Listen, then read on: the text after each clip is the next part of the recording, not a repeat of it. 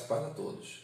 Amados, nós estamos dando continuidade ao nosso estudo do livro de Romanos. Nós estamos no capítulo 13.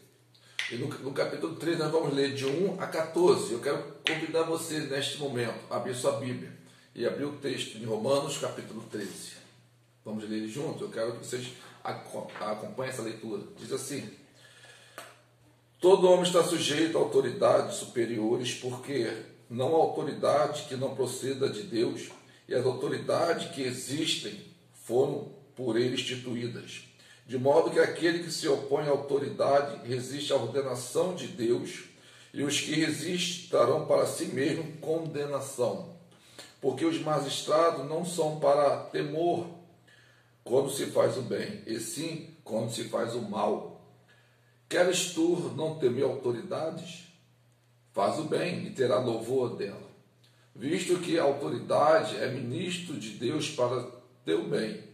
Entretanto, se fizeste o mal, teme, porque não é sem motivo que ele traz espada, pois é ministro de Deus, vingador para castigar o que pratica mal. É necessário que lhe estejas sujeitos, não somente por causa do temor da punição, mas também por dever de consciência. Por este motivo também pagais tributos, porque são ministros de Deus, atentando constantemente a este serviço. Pagai a todos o que lhe é devido. A quem tributo, tributo. A quem imposto, imposto. A quem respeito, respeito. A quem honra, honra. A ninguém fiquei devendo coisa alguma, exceto o amor, porque vos ameis uns aos outros. Pois quem ama o próximo tem cumprido a lei. Por isto, não adulterarás, não matarás, não furtarás, não cobiçarás. E se há qualquer outro mandamento, tudo nesta palavra se resume: amarás o teu próximo como a ti mesmo. O amor não pratica o mal quanto o próximo, de sorte que o cumprimento da lei é o amor. Deus nos abençoe da sua palavra lida. Quero convidar você, no momento, de abaixar sua cabeça, fechar seus olhos, vamos orar ao Senhor. Deus, diante da tua palavra, quero te agradecer, Deus, da tua palavra linda. E te pedimos, Pai, que teu Espírito vá encontrar nossa necessidade nesta noite. Fale ao coração da tua igreja, fale ao coração de todos aqueles que estão nesse momento ouvindo, Pai, esse estudo, essa mensagem da tua palavra. Estende sua mão santa, poderosa, sobre toda a família, guardando, protegendo, suprindo todas as suas necessidades. Nós te agradecemos em nome de Jesus. Amém e amém. Amado, Romanos capítulo 13, nós podemos olhar esse capítulo 13 e dar um tema de o relacionamento do cristão como cidadão em dois mundos. Vamos lembrar que no capítulo 11 e o capítulo 12 trata dos principais relacionamentos do cristão. Relacionamento do cristão com Deus, relacionamento do cristão consigo mesmo e relacionamento do cristão com o próximo. E relacionamento do cristão com os seus inimigos. Agora, Paulo ele prossegue desse capítulo 13 com o mesmo assunto. Vejamos. Relacionamento com as autoridades, está lá no versículo 1 até no versículo 7. Do versículo 8 até o versículo 9, ele vai tratar sobre relacionamento do cristão com a lei. E do versículos finais, de 11 a 14, ele vai tratar sobre relacionamento do cristão com a volta do Senhor Jesus Cristo. Mas, qual o contexto do capítulo 13? Só para lembrar um pouquinho, o imperador desta época era o Nero. E Paulo aqui, sem dúvida nenhuma, Paulo sabia que os habitantes de Roma estavam ficando impacientes com o imperador e com o Senado, em razão de excesso de impostos. Com isso em mente, o apóstolo encoraja os cristãos a não se unirem ao coro dos que reclamavam, mas em vez disso, pagavam os impostos. Então vamos olhar agora o texto, do versículo 1 ao versículo 7. Ele diz assim: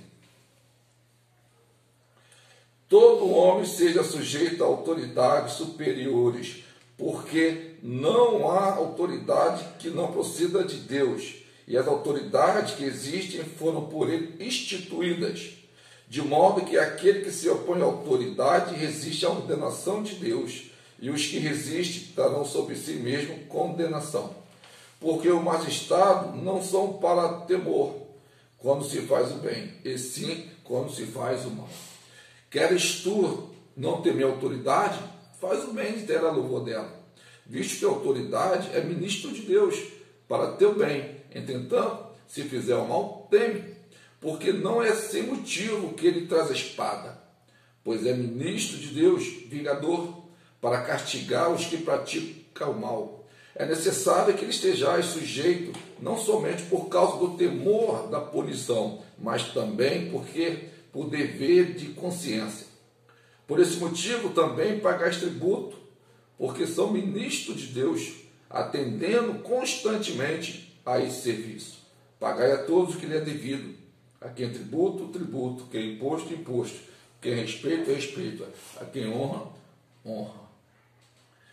Quando nós olhamos logo no primeiro versículo, a palavra todo homem, isto é, nenhuma pessoa está isenta dessa submissão da autoridade constituída por Deus. Nenhuma pessoa, nem o pobre, nem o rico, nenhuma. Todo homem, toda a humanidade não está isenta dessa submissão da autoridade constituída. Não importa quem seja você, você está debaixo da autoridade constituída. Quando Paulo ele fala aqui sobre autoridades superiores, ele está falando de autoridade de Estado. Ele não está falando de partido, ele não está falando de outra coisa, mas da instituição divina, pois Deus é a favor da ordem. Veja bem, Deus ele instituiu família, Deus instituiu a igreja, agora Deus instituiu o governo do homem. Então, Deus é um Deus de ordem, não é um Deus de confusão, não é um Deus de caos. E nós, como cristãos, temos um compromisso de obedecer às autoridades. Nenhum cristão deve ser insubmisso às autoridades. Veja o versículo 2. Diz assim: de modo que aquele que se opõe à autoridade resiste à ordenação de Deus, e os que resistem trarão sobre si mesmo condenação. Quando você nega a autoridade, você está negando a ordenação de Deus. E isso também vale para toda a família. Quando o filho rejeita a autoridade do pai e da mãe, ele está rejeitando a ordenação de Deus, que instituiu a autoridade. Paulo não está falando sobre obedecer demanda do governo. Pelo contrário, contra isso temos que vigiar. Temos vários textos bíblicos que falam sobre isso. Um dos exemplos é quando o faraó manda matar as crianças. Quando a mãe de Moisés não obedece e bota a criança no cesto. Você conhece essa história? Mas também nós temos uma ética cristã. E essa ética cristã nos faz defender um valor maior que a vida. Nós devemos obedecer à autoridade civil. Mas quando essa autoridade extrapola e quer domesticar a sua consciência, cabe você resistir. Nós temos um exemplo bíblico com isso. Sadraque, Mesaque e Abidnego, quando o rei ele botou a estátua, pediu que todos se dobrassem diante da estátua. Os três não se dobraram. Eles não deixaram que eles não foram domesticados na sua consciência. Eles não permitiram, porque eles tinham uma lei acima disso. Deus, a lei do Senhor. Você está sujeito à autoridade de Deus. Nós estamos sujeitos à autoridade de Deus. Olha o versículo 4 e o versículo 5. Diz assim: visto que a autoridade é ministro de Deus para teu bem. Entretanto, se fizer o mal, teme, porque não é sem motivo que ele traz a espada, pois é ministro de Deus, vingador, para castigar o que pratica o mal. E é necessário que ele esteja sujeito, não somente por causa do temor da punição, mas também por dever de consciência. A natureza da autoridade. A autoridade é ministro de Deus. Ministro aqui é diácono. Todas as autoridades são diáconos. E o que é diácono? Diácono é servo. Eles não estão lá para se servirem. Eles estão lá para servir a Deus e servir o povo. De acordo com o ensino do apóstolo Paulo, a autoridade tem duas finalidades: fazer o bem e para coibir o mal. Para coibir o mal. Mas como fazer o bem? Fazer o bem espiritual. O Estado, quando tira Deus do governo, o que sobra? Violência. Hoje, nós vemos que a Bíblia não entra em escola, mas a Bíblia pode entrar no presídio.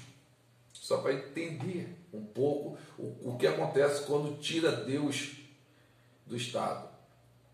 Segunda coisa, fazer o bem, é fazer o bem político.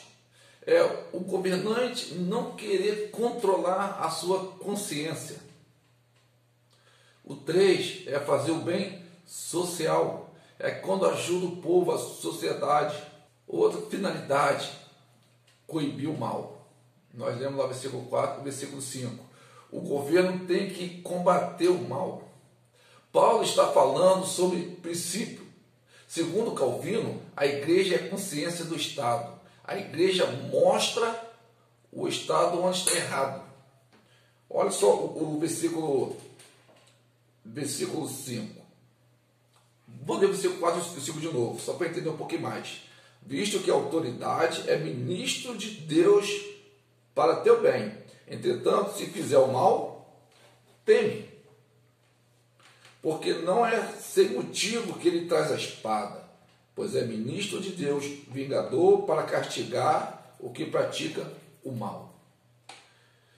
Nós vamos ver também que o dever do cidadão com as autoridades constituídas está lá no versículo 6 e no versículo 7. Diz assim: por este motivo também pagais tributo, porque são ministros de Deus, atendendo constantemente a este serviço. Ao versículo 7. Pagai a todos que lhe é devido. Quem tributo, tributo. Quem imposto, imposto. Quem rejeita, quem respeito, respeito. Quem honra, honra. Então, o dever do cidadão, o dever do cristão, o nosso dever com a autoridade constituída. Interessante que no versículo 4 nós falamos que a palavra autoridade quer dizer diácono. Agora aqui, a palavra autoridade é a palavra grega liturgo. Isso é, como é um papel de sacerdote. Liturgo no sentido de substituto. Deus colocou homens ali para fazer o seu papel. Isso é, Deus delega a eles autoridade para administrar. Erramos como falamos mal dos governantes. O nosso papel é orar por eles. Terceiro, é confrontá-lo quando entendemos que estão extrapolando. Segundo compromisso que nós temos como cristão, está lá no versículo 8 ao no versículo 10. A ninguém fiqueis devendo coisa alguma, exceto o amor com que vos ameis uns aos outros, pois quem ama o próximo tem cumprido a lei. Por isto, não adulterarás, não matarás, não furtarás, não cobiçarás. E se há qualquer outro mandamento, tudo nesta palavra se resume: amarás o próximo como a ti mesmo. Versículo 10. O amor não pratica o mal contra o próximo, de sorte que o cumprimento da lei é o amor. O crente não pode ser mal pagador, amado. O crente não pode assumir compromisso sabendo que não vai cumprir. Outras coisas que o crente não pode ser é avalista. Isso aqui eu quero abrir um parênteses aqui e falar isso. O crente não pode ser fiador de ninguém. Agora, uma coisa que o texto nos mostra, que o crente nunca vai deixar de pagar. O crente nunca vai esgotar o seu pagamento, o crente nunca vai esgotar o limite do seu amor com o próximo. Você tem sempre que amar o próximo. Você está sempre devendo o amor ao próximo. Nós temos que sempre amar o próximo. Esse próximo não é só o nosso amigo, nosso irmão, é aquele que nos persegue também. Vou ficar devendo amor para todo mundo e temos que ir sempre pagando este amor. Agora, o versículo 11, versículo 14, vai falar sobre o relacionamento do cristão com a volta do Senhor Jesus Cristo. Olha, nós acabamos de falar do versículo 8 ao versículo 10 sobre o compromisso do cristão com a lei. Agora, o relacionamento do cristão com a volta do Senhor Jesus Cristo. Versículo 11, versículo 14. Diz assim: e digo isto a vós outros, conheceis o tempo, já é hora de vos despertar do sono, porque a nossa salvação está agora mais perto do que quando no princípio cremos. Então, aqui no versículo 11, está dizendo que você está mais perto da glorificação. Jesus já morreu, já nos tornou justos. Jesus já morreu, ressuscitou, nos tornando justos diante de todos. Agora nós estamos na vida de santificação, nós estamos mais perto, pode dizer que nós estamos mais perto da glorificação, amado. Não é hora de dormir, é hora de vigiar, estar atento. Olha o versículo 12. Vai a alta noite e vem chegando o dia, deixando, pois, a obra das trevas, revistando-nos das armas da luz. Isso sim, não está dizendo abandonar as coisas erradas, abandonar o pecado, abandonar o costume do mundo, abandonar a má conduta, os maus exemplos, o mau comportamento. Muitas vezes nós apoiamos as coisas erradas. Devemos abandonar e sim, e nos revestir da palavra, nos revestir das coisas de Deus, das palavras de Deus, sermos luz. O versículo 13 diz assim: andemos dignamente como em pleno dia, não em orgias, em bebedice, não em impudinice, em dissoluções, não em contenda e ciúme. Devemos largar as mazelas da vida dupla. Você não pode se alimentar com o desejo da carne. Você não pode fortalecer o desejo carnal, mas sim, nós devemos fortalecer a nossa vida do Espírito. Eu quero concluir esse estudo do capítulo 13 de Romanos, só para lembrar que nós falamos sobre relacionamento com as autoridades, versículo de 1 ao 7. Falamos sobre relacionamento do cristão com a lei, versículos 8, versículo 9. Relacionamento do cristão com a volta do Senhor Jesus Cristo, versículo 11 e 14. E nós esperamos vocês no próximo estudo. Que o Senhor Jesus Cristo te abençoe e te guarde, faça resplandecer sobre vós a tua luz e te dê a paz. Deus abençoe a todos. Amém.